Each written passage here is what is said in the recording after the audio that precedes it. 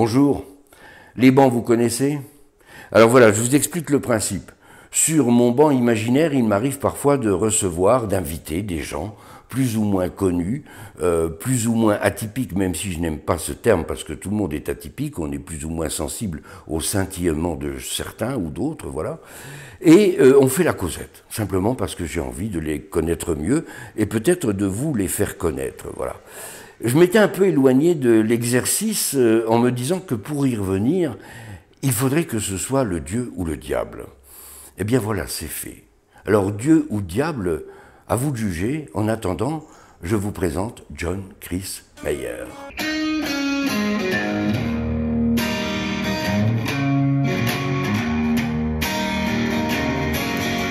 John, bonjour Chris ou bonjour John Chris? Bonjour John Chris, bonjour John, bonjour Chris. Bon, donc c'est ton vrai nom. Oui. Eh bien, merci de nous accueillir ici dans cet appartement à Metz. Avec plaisir. Le public de Metz te connaît puisque tu es souvent en prestation ici.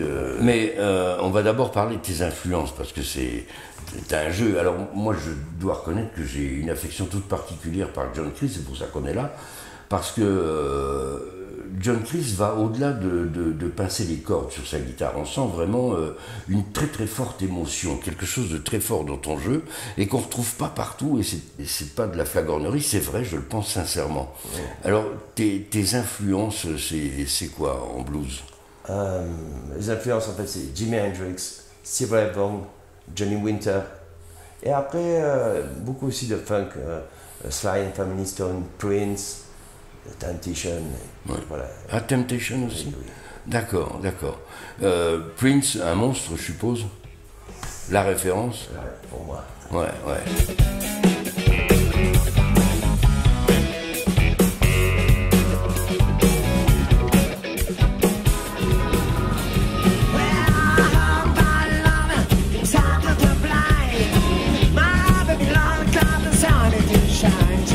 Alors je vois deux guitares. Est-ce que c'est une guitare de travail et une guitare de concert ou non, les deux sont... C'est pour deux styles différents. Ça, ça c'est ma guitare que j'utilise. En fait, ça c'est la guitare qu'on m'a donnée à Avignon quand je faisais les bars. Quand j'étais plus jeune, j'avais une vingtaine d'années et un gars à la fin du concert, je jouais sur une autre guitare et il m'a dit viens à la maison boire un coup.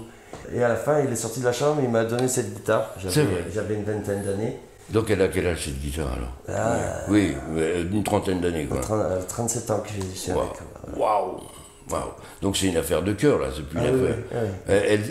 Elle joue à ta place ou tu es obligé quand même de mettre les doigts Non, je suis obligé de mettre un peu les doigts, mais elle m'aide beaucoup, je dois dire quand même. C'est vrai? Elle m'aide beaucoup. Elle a gardé en mémoire un petit peu le jeu, l'émotion, tout ça? Oui, c'est une guitare que ça parle. Ouais, c'est vrai. Ouais. On peut avoir ce lien avec une guitare. Moi, ça m'est étranger, mais on peut avoir ce lien fort avec une guitare. Oui, bien sûr. Tu peux avoir le lien direct parce que, en fait, c'est ton âme qui parle. Ouais. Et ce que tu n'arrives pas à dire avec les mots, tu vas le dire avec des notes. Ouais. Ou avec des couleurs. Enfin, moi, je parle plutôt de couleurs que de notes. Tu parles de couleurs parce qu'en musique, tu aimes bien parler de couleurs. Oui. Hein? Oui. Plus que de sons, de choses comme ça, de couleurs. C'est-à-dire, tu me disais tout à l'heure, le bleu, il y a du bleu clair, du bleu foncé. En musique, c'est pareil, il y a un accord, mais on peut lui donner une couleur différente. Voilà, par exemple, on a un mi. Ouais. Ouais.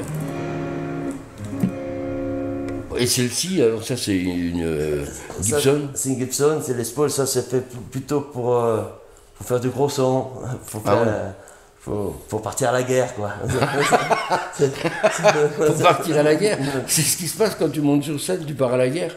Pas tout le temps, mais avec ce genre de guitare, oui. Parce que, étant plus jeune, j'ai fait aussi du hard rock. Ouais. J'ai fait beaucoup plus long. Ouais.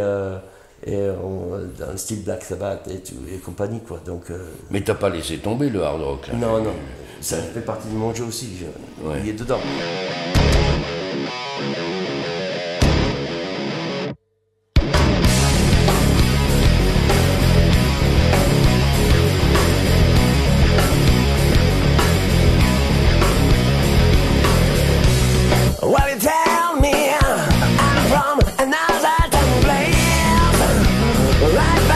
T'as commencé, toi, à 17 ans, Voilà, tout seul.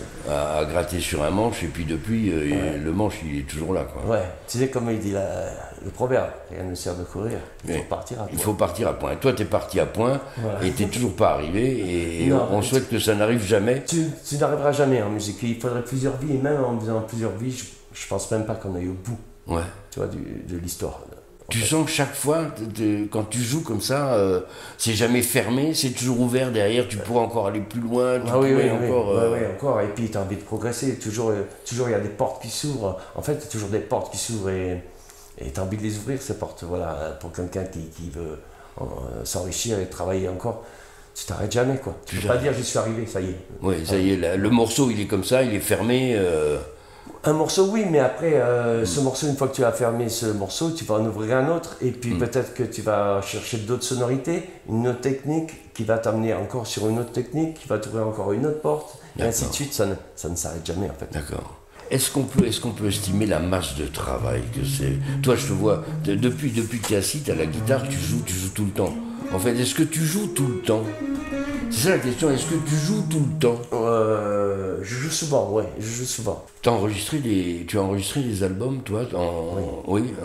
Ils sont disponibles? 4 albums, oui, ils sont disponibles sur vous les avez sur YouTube. Sur Internet, on écrit John Chris Meyer et puis on a les infos. Alors sur Internet, c'est John Chris Group. D'accord, John Chris Group. Et John Chris Meyer, c'est tout ce qui est blues et tout ce qui est en fait mes projets personnels, c'est John Chris Group. Est-ce que tu as en tête des événements marquants sur scène? J'ai fait Rodis pendant 5 ans, où j'ai appris beaucoup en fait le métier à Paris. J'ai tourné avec Dire Straits, j'ai fait Michael Jackson 2 fois, AC/DC, Metallica, tout ça, j'ai monté le matériel pour eux. Et ouais, c'est des choses qui m'ont marqué parce que je les approchais de près, je pouvais, en tant que Rodis, on pouvait un peu les voir, pas tous les approcher. Alors, Rodis, on le dit, c'est ceux qui vont monter le matériel et démonter le matériel avant et après les concerts, quoi, c'est ça, hein, voilà. Quand j'ai serré la main à Clapton. À Clapton? Oui, à Clapton et à Elton John aussi. Laquelle main? Je voulais plus la laver. Ah bah oui, tu m'étonnes. Et puis tout ce qui est autour, la logistique, quoi, le matériel, ça c'est énorme. Les Américains, c'est des machines de guerre, quoi. Ouais. Au niveau de la production, voilà, on a encore beaucoup à faire, nous, en France. Oui, c'est vrai. Ouais, un message à passer, non? Travailler. Travailler la guitare, travailler la logistique. Ouais, la logistique, oui. Et soyez vrai, surtout. Soyez vrai. Est-ce qu'il t'arrive, toi, d'aller au concert? Quand c'est des artistes que j'aime beaucoup, donc j'y vais pas souvent. Ouais. Mais là, dernièrement, j'ai été voir Marcus King au Luxembourg. Magnifique. Et je me suis régalé. Je me suis régalé. Et Anna Popovic, tu la connais, je crois. Oui, Anna Popovic, elle est venue parce que j'avais un studio d'enregistrement avant. Et donc, j'ai eu la chance d'enregistrer Anna Popovic. Elle est venue dans mon studio, on a passé quelques jours ensemble. Magnifique. Ses albums, magnifique. Et très, très bon personnage. Quand tu descends de scène, combien de temps il faut pour atterrir Parce que on sent que tu es parti. Quoi. Tu redescends pas tout de suite, hein, parce que tu as un truc qui... Adrénaline. Ouais, ça doit être ça, c'est l'adrénaline. Donc tu rentres encore à la maison, dans le lit, ça tourne encore, quoi. Ouais, ça tourne encore. Et il faut le lendemain, il n'y a que le lendemain que tu arrives un petit peu à redescendre. Quand tu reprends la guitare après, tu la reprends le lendemain, non, peut-être en fait, là, quand tu es bien vidé, si tu as bien joué, tu es bien vidé. Donc il faut recharger la machine. Il faut un peu de temps, quoi, pour recharger tout ça, les énergies. Et après, pour pouvoir redistribuer. Mais tu es obligé de quand même passer par cette phase de recharge, quoi. Est-ce qu'il y a des choses que toi, tu voudrais dire? Soyez vivant, soyez vrai. C'est tout ce que je pourrais dire, soyez heureux, quoi. Soyez heureux, aimez-vous.